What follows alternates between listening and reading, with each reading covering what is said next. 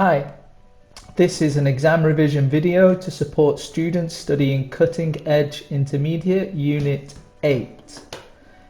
In this unit, the grammar we did was polite requests, will and shall for instant responses, and the vocabulary was social activities, social behavior, talking about norms and customs. So as with the other videos I've made for these units, I'll just give a short explanation for each of the grammar and vocabulary points, and the idea is that you practice them and study a little bit more in your own time. So first of all, vocabulary social activities. There were 12, I think, phrases to learn for social activities. I'll help with a few pictures, but you need to read up on the ones that were not there. So first of all, we have go clubbing, go dancing, go driving around town, which is what we have in this picture. Go home early, go out for a coffee, which is what we have in this picture, very popular in this country. Go to a karaoke bar. Karaoke is a Japanese word for singing. Go to a private party, grab a snack. Have dinner in a restaurant. So I would say this one is have dinner in a restaurant. Stay out late, watch live music. Notice the pronunciation of this is live, not live. It looks exactly the same, but it means you watch a concert and you see the people in action at the time. That's what live means. So these are the 11 phrases for social activities which you need to learn. Vocabulary of polite requests. The word polite means when you respect or you consider the feelings or culture of other people. So let me just move my face. Here we have someone giving someone a pen. So you might say, can I use your pen? Yes, sure. So the phrases can I and yes, sure are to do with polite requests. So this is called asking for permission. Permission is someone letting you do something. So the asking phrases, can I use your pen? Could I use your pen? Could I possibly use your pen? Is it all right if I use your pen? Do you think I could use your pen? So there's a few others, but these are the ones from the book. And then we had, do you mind if I use your pen? The difference between these and this is a more negative thing. Is it a problem if I use your pen? Whereas this is just asking I want. Means the same thing, but slightly different approach. Saying yes, yes, sure, yes, of course, that's fine, certainly. And for do you mind? No, not at all. Of course not. Saying no, I'm afraid, well, the problem is that, and sorry, but. So try to learn these phrases. Afraid, some people think means scared, but we can use it to mean I'm sorry as well. Then for polite requests, we had a slightly different one. So in this picture, we have a man who has too much shopping in his hands. You might say, he might say, can you help me with the shopping? And you say, yes, sure. So this is not asking for permission. This is asking for someone to do something for you. So it's a request. And they're very similar structures. Can you help me with the shopping? Could you help me? Is it all right if you help me? Do you think you could help me? Will you or would you help me? And then again, do you mind helping me? Would you mind helping me? Again, it's is it a problem helping? But notice these ones have help. This one has helping. Saying yes and no is exactly the same as in the previous one. So try to remember these. Now quickly, remember polite means respectful, considering others, but we have more polite. So these phrases here, you might actually, I mean, this is not a rule, this is just guidance, but you might use them differently with different people. With a friend or a family member, you can say, can you or will you? Can you give me a pen? It's someone you know very well. It's not rude, it's just not as polite.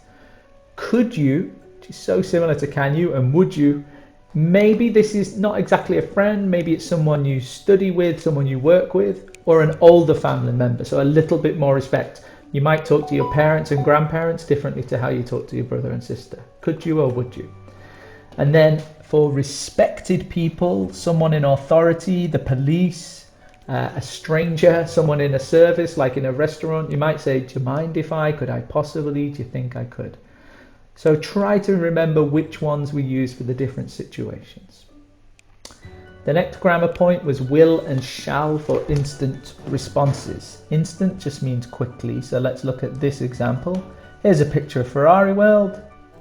We are going to visit Ferrari World tomorrow.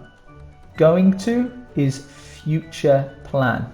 I have the ticket, I know when I'm going tomorrow, I know who I'm going with, I know how to get there, everything. It's a plan, okay?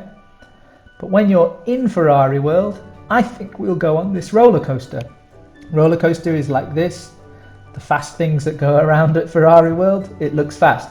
This is a decision you make at the moment of speaking, because when you're in a place like Ferrari World, you look around and you think, I think we'll do that, I think we'll do that. So this is a decision you made at the moment, and this is when we use will quite a lot. Going to for a plan, will for a decision at the moment of speaking. So here's the example of decision at the moment. We also use will for a promise. Are you thirsty? I'll buy you a drink. It's like I'll promise to buy you a drink. The word shall, it's an old version of will, but we still use it in questions. Shall I buy the fast pass ticket? I'll offer to buy the fast ticket. Shall we buy a gift from the gift shop? So it's a suggestion.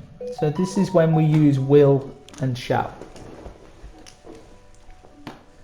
Vocabulary of social behavior. So I think, 12 or 11 or 12 vocabulary pieces to go with this. Again, look at the words yourself, but some pictures might help. Go out on a date. Hug each other, which is what we have here. Insist on paying. I will pay. Invite someone to your house. Kiss someone on both cheeks. Offer to pay. Pick someone up, which is what's happening here. You see a friend and you pick them up in the car. Refuse an invitation, the opposite of accepting an invitation. Shake hands. Share the bill. Bill is an British English word. Americans would say check. Take someone home. So share the bill we have in this picture here, where everyone is paying their part of the bill. So yeah, this was 11 words. Try to remember these.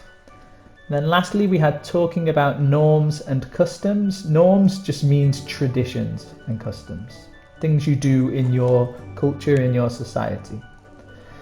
So here's two examples in UAE culture. We have good manners, which is what we have here, and bad manners, which is what we have here. So it's good manners to greet everyone in the room. When you meet people in the UAE, you need to greet everyone in the room. Another way to say this, it's perfectly normal to, it's okay to, it's acceptable to, it's usual for people to, or people tend to, and then you say what the custom is. Bad manners. So here we have, it's bad manners to show the sole of your shoes. And other phrases, it's considered rude to, it's unacceptable to, it's unusual for people to, or people don't tend to. So look at these phrases. There's both of them, the good manners and the bad manners. Try to remember the way these are structured, these sentences. They're pretty similar, it's just different adjectives in the middle there. Okay, so in this unit, the grammar was quite easy. Polite requests and will and shall for instant responses. The vocabulary was quite complicated, lots of words to learn how to spell and pronounce. Social activities, social behavior, talking about norms and customs. So good luck with your revision on Unit